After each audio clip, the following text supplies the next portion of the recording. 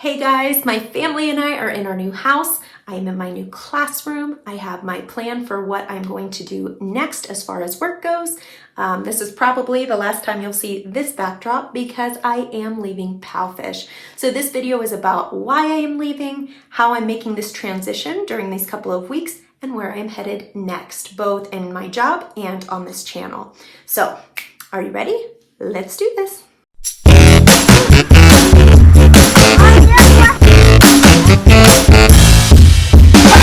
Hello, for those of you who don't know me, I'm Brittney Cheray. I am a Christ follower, a wife of 5 years, a mother to 3, ages 4 and under. I live in Guatemala and I also teach ESL online. And I'm here to inspire, train, and equip some of you to do the same. So as I mentioned at the beginning, I want to tell you why I am leaving PalFish and how I'm making that transition. For those of you who have been following me or already teach for PalFish or are in the Chinese ESL world, you probably know most of my reasons for leaving, but for those who don't, I just want to go ahead and let you know. I've been teaching for PalFish for the last 1.5 years, but in the last few months there have been a lot of changes both in PalFish and in other Chinese ESL companies because of new regulations in place there in China. So we have seen a dramatic pay cut at PalFish, and we're being told that while the company is going to continue, we will only be allowed, foreign teachers will only be allowed to finish the classes of the students who have already purchased packages. And as those packages finish, then those Chinese students are no longer allowed to study with foreign teachers. For anyone trying to stick it out with PalFish, they are still trying to expand into other countries from all that we understand. And it sounds like they are trying to take every opportunity that they can to expand in other ways as well. So it could be that the company stays afloat and even ends up thriving in the future. But it also sounds like there could be a long time of waiting as these packages finish for all the students in China and as they're still trying to build the student base of students in other countries. So many of us have decided to pull back and pursue other options. Now, I have been recommending that teachers do not even pursue Chinese companies, and I still would recommend that. One of the reasons that I'm stepping away from PalFish is all of the unknowns. There has not been a lot of communication. I'm not even sure that many of those in touch with us through the company have the information they need. I think they're kind of in a time of trial and error, trying to figure out what is going to work, what isn't, what the government is going to allow and what they aren't. So it's just been a very stressful time for many teachers, and each month teachers worrying, is our company going to shut down this month? Are we going to be paid this month? It's overwhelming. So I would say that one of my biggest reasons for leaving PalFish right now is all of the unknowns in combination with the dramatic pay cut.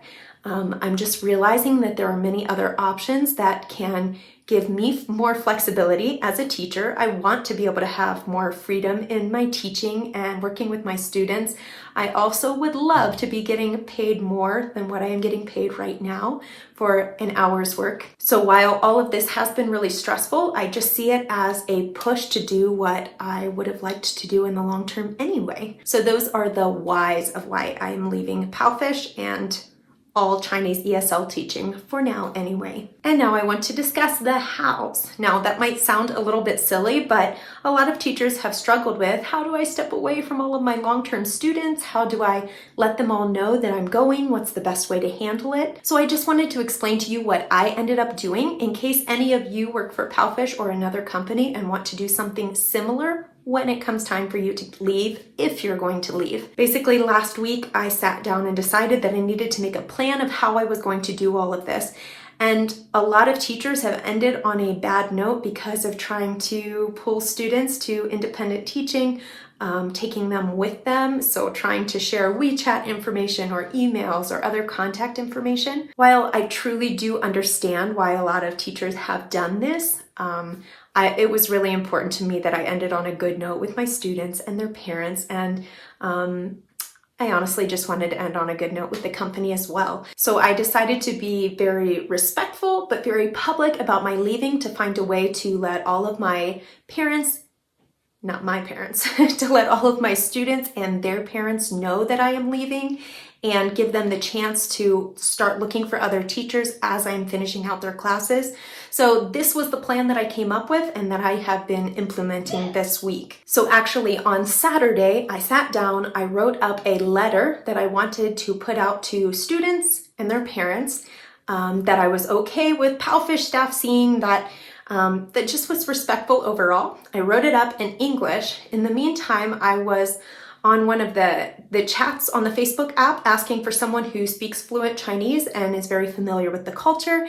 And a wonderful Chinese teacher stepped up and she offered to help translate. She's fluent in English and Chinese.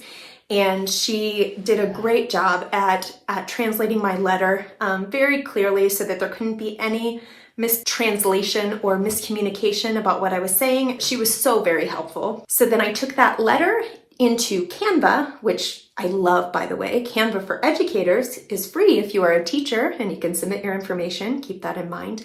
I went into Canva. I made the letter into a cute format. I made it look PalFish friendly with the blue and the bubbly background. I set up that letter so that I could have it saved as a picture to share with the parents and students at any time. At the same time, I did a separate document where I broke that letter into smaller sections, put fun little pictures in there, and prepared those to post as a moment on the app. Once I had both of these things ready, then I went in. First, I posted my moment. Then I grabbed the link to my moment and I started sharing that with each one of my students or their parents in an individual message. And at the same time, I also included the photo of the whole letter. Basically, I was trying to eliminate any barriers to communication with parents. I'm going to tell you the next steps, but some parents never read their messages. I don't know if they don't know how or if they just get so many notifications they're missed, but I've had a lot of parents and students who have said that they are not getting my messages. Some do and respond. So I will get to that. But then there are some who read the messages but maybe don't know how to click the translation button. And truthfully, even if they did know that, I didn't want bad translations. I didn't want things miscommunicated. So by having everything in Chinese and ready to go for any of the families to read, it just eliminates any possible barrier. Along with this, I wrote my admin, who I have a good working relationship with. I explained to her my decision to leave in a very respectful way, and I told her what I was doing to let my students and their parents know that I was leaving, that I would be finishing out my 2 weeks of classes that were already scheduled, and that I would help any students who needed help finding another teacher on the platform. She responded back to me, said, "Thanks for letting you know, we will miss you." And then Monday morning when I started classes again, because I take Sundays off, I went into each class that I was going to have for that day. I moved to the first page because it doesn't work if you do it right on that instructional page for teachers. I went to the first page of their lesson and I uploaded a photo of the moments because I thought that was a cuter presentation than the full letter. And I had that on the beginning screen for each student that I hadn't already heard from to be sure that they received my message. My thought was that students or their parents who check into the classroom before class actually begins would see that, would have time to read it before I even got there. When I would arrive to class, I would ask if they had read it, if they weren't reading it right then. And some of the parents said yes, yes. Others were like, oh no. And they sat and they read it. They're in Chinese, very clear for them. I'm not giving out information. If they ask for other information, I explain that's not something we're allowed to do. I'm so sorry. I hope that I have contact with you in the future. And I left it at that. There have only been 2 students in these last 3 days, and I teach 10 classes each morning. I think there have only been 2 students that I wasn't sure their parents read it, and the student was hesitant to call their parents either because they weren't there or they didn't understand what I was asking. So I will check again with them in the next class. But for almost all of them, I either received a message from their parents before or after class, or I talked with them during class and they know that I'm leaving, that they need to choose a new teacher. And it's just letting things be really clear and upfront. So just as I explained in the letter and to my admin, I was finishing out the 2 weeks of classes that were already scheduled. I had closed out my schedule after that, and I was just explaining to the students, to the parents, to my admin what my plan was. I did not complain about the pay cut. I did not complain about frustrations with the company. I left it very respectful, honest, but there's just some information that does not need to be included. So a quick recap, I posted a moment shared that moment with each of my active students. It did take a while. I have around 60 that I had to send it to. Along with those, as I shared the moment, I would also upload the letter. It might seem a bit over the top, but I just wanted to make sure everyone was getting the information.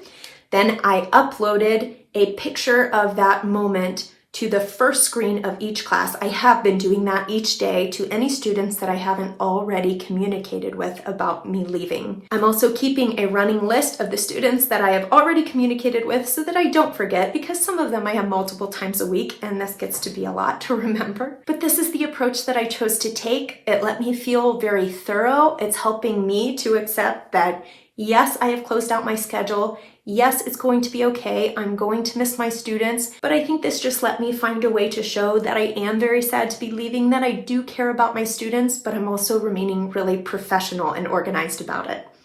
So you may or may not want to take this approach, but I just wanted to share that with you. Now, I will say my original plan was to gradually ease off of PalFish and onto the other platform. I really struggled with how to know which days to close out or which times to close out. Some of these students have been with me from almost the beginning of my time on PalFish, and I love these students. I'm watching some of these little ones grow up. Even in a year and a half, the young ones change so much. And for some of them, I feel like I am in their house 1, 2, 3, 4 times a week, getting to know their parents and their siblings and their personality and their interests. It's really hard to leave. And so as I was sitting down and looking at my schedule thinking, what can I close out here so I can open it here? I could not make a decision. And I also realized it was going to be hard mentally making that shift so gradually. For some of you, that would be necessary. But I realized that I think I can find much greater success on the next platform if I can dive in as hard as possible, 100% right from the beginning. And then what I'm earning there will eventually make up for that lost time of earning. And it was going to help me also to just, have my end date for PalFish and just say, okay, this is when I'm saying goodbye. I'm saying goodbye to all of my students at one time, and I'm just moving on to the next thing. Now, I am blessed in that I do have some savings set aside that we will be okay if we adjust our spending for a few months. Even if I have a slow start on the new platform, I'm hoping that things will go well. And I know that's not an option for everyone, but it was an option for us, and I felt that this was probably the best decision. All right, so that is the why and the how, and now I'm going to tell you what is next. So in regards to my job, my teaching, I have chosen to start with AmazingTalker. Now, there is a lot that I still don't know about AmazingTalker. I have not taught anything on the platform yet except for my demo lesson, and to be honest, it did not go that well, but I was accepted. I spent a lot of time researching a lot of different companies. I tend to get really overwhelmed with making decisions because I want to make the right decision and choose the right platform. But the truth is there are a lot of options out there, and it's not that there is just one that is right. So I just needed to pick something and go with it. I also had seen a lot of negative reviews about AmazingTalker. So I heard about AmazingTalker because my friend said, hey, our mutual friend on PalFish said that her friend is successful on AmazingTalker, and so now she is applying, and it was something like that. It was very word of mouth, and I was somewhere along the chain down here, and I thought, this seems kind of dangerous. So I started researching the company. I found a lot of bad reviews, but then I found this one YouTube channel, which I will be happy to share with you more about this teacher in the future. I found one YouTube channel that caught my attention. I really liked the teacher. I thought, I think we have similar teaching styles, and she has a lot of success on the platform. So I thought, could still be a scam. Maybe she gets paid to put out positive videos about AmazingTalker. So I wrote her and said, I have some questions. I don't know if you could help. And she said, yeah, let's schedule a Zoom meeting. So she and I talked for 40 minutes until our time ran out on the free version of Zoom. And she just answered every question that I asked. And she talked to me about some of the doubts that I had as well. She seemed to be very honest about what to expect when getting started and how things would kind of work. And I just decided, well, I have a personal connection to a teacher here. It's kind of complicated how it's all set up, and I'm still learning, but there are teams that you can join where you have a mentor and there are other people on your team. The mentors help you succeed. And as they help you succeed, they make a portion of your fees that are going back into the company go to the mentor. So it is in their interest to help you because they will receive a small benefit as well. So after the Zoom call, I felt more confident about it. Then as this woman connected me to someone else who could be my mentor, that helped me grow in confidence more. I have now met with the teacher who is going to be my mentor, and I'm feeling even better about it. So I might not be successful. This might totally flop, but I have at least chosen something. I'm going to throw myself fully into it. I am going to pray about it a lot because I am a Christ follower, and I have been praying about this a lot, but I have no guarantees. And this is why I haven't wanted to be really public about where I'm headed, because I don't want to bring a bunch of teachers along with me and then go, oh, this isn't working. But I decided I would like to be honest with you all, to let you know what's going on, to give you updates as I get started. Maybe this will end up being an option for some of you. Maybe it won't. Essentially, on AmazingTalker, you are an independent teacher that is paying fees for the use of the platform. And at the beginning of each month, you are paying very high fees, like near 40% total. But then as you are earning throughout the month, the percentage of fee that you are paying drops until it gets down to 8% if you're earning a lot of money. To be honest, I would have been very uncomfortable starting with this a year and a half ago when I started at PalFish, but now that I've taught for the last year and a half and I've realized how much I love teaching and that I can do it, now this doesn't seem so intimidating, and I'm really excited about the possibilities. So you set your own rates, you choose your own curriculum or non-curriculum, you choose how you're going to teach, you prepare your profile. There are already students.